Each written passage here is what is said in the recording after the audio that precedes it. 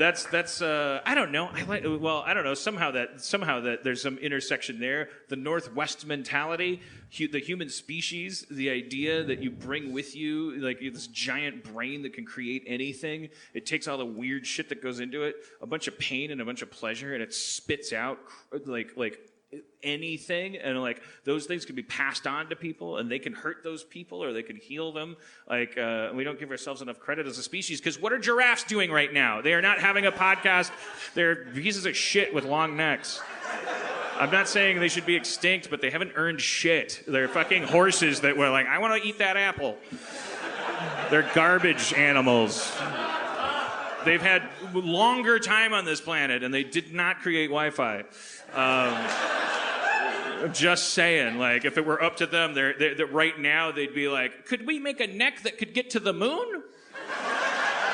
That would be their solution. They'd be like, maybe we can eat the moon. Be like, no, the Earth is a fucking burnt crisp because they don't last long on these planets. Like, we're assholes. We're horrible. We're a horrible animal. We're a hyper-intelligent chimpanzee that decided that we would take all this power and fuck things up, but we're also maybe going to get some of those giraffes into outer space.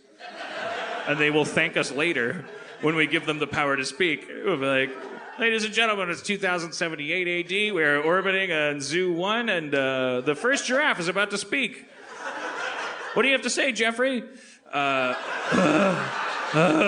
Thank you. You're welcome, motherfucker. You're welcome. You're coming down awfully hard on giraffes right now, Dan. I hate giraffes. I think they represent everything that humans don't, because it's all adaptation and no risk. I think having an enormous neck is a huge risk. No, it's not. It's not at all. It's the opposite of a risk. Jugular vein. No, I'm telling you, there's a principle in evolution that's like... It's so stabbable. If there's a biologist in the audience...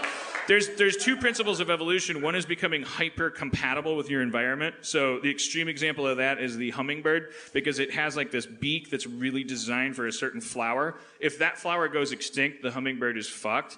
On the other end of that spectrum, we have the things that we admire, which is adaptability. Like, we have a weird robot claw that, like, is designed to grab random shit. So you can drop us on the North Pole, you can drop us anywhere, and no matter where you drop us, we'll live long enough to fuck it up.